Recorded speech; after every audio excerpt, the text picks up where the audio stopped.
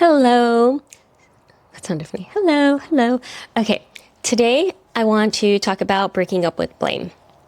And I feel like this is super important because so many of us tend to blame other people or other things.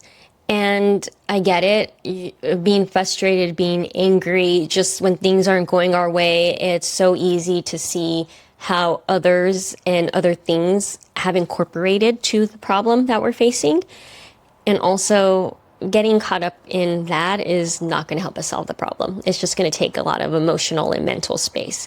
And this really came about because I remember facing something a couple of months ago, which is when I wanted to make this video, but I got caught up in my own perfectionism, so the video never got made. But what was happening is I was really upset with a situation in my life, my living situation, and I found myself getting so frustrated, so angry, thinking about this person and the lack of their due diligence and how they contributed to me being in this problem.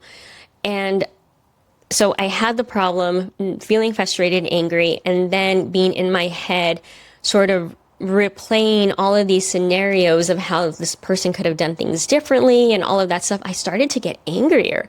I started to and all the while the problem was still existent. Like the problem, nothing changed about the problem except the problem getting worse because of my imagination just kind of going off. And so because I've done so much work to be aware of the feelings that come up in the stories I tell myself, I was able to stop myself and be like, whoo, okay, what's going on here? And I asked myself, Elizabeth, what's the problem? If you were to bottom line it and just put it into a sentence, what's the problem you're facing? And as soon as I did that, I felt like this weight like lift off of me. It gave me this sense of hope, this sense of agency. I was no longer at the mercy of the person who I was so quick to blame, but instead I was like able to just become very present and see a way forward. By being able to put it into a single statement of what is the problem, I was removing my emotions from it. I was removing the stories around it, like detaching any story from it. I was able to see it more clearly. And I could see like, okay, well, what can I do about this? And so I bring this to you because if you're like me, there's times where you just default to being like, that person or because of that thing. And that's fine, right? Like it happens, but start to notice when that happens. Start to notice when you give away your agency to change something and put it onto someone else.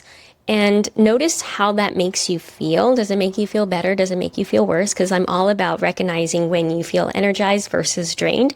And chances are that blame makes you feel drained in some sense, right? Because you're giving away your agency. You're saying, I can't do anything about it. This is the person who did this to me, and this is the person who can change things for me. No, you have full agency to fix your problem. So when we blame people, we don't give ourselves the ability to fix the problem. We just get stuck. And so if you find yourself falling into an act of blame, I want you to try this. Just bring yourself back. Bottom line, what's the problem? No more than one sentence. What's the problem? And then just start to brainstorm. How can I solve this problem? How can I go about moving forward? How can I go about making this problem no longer exist?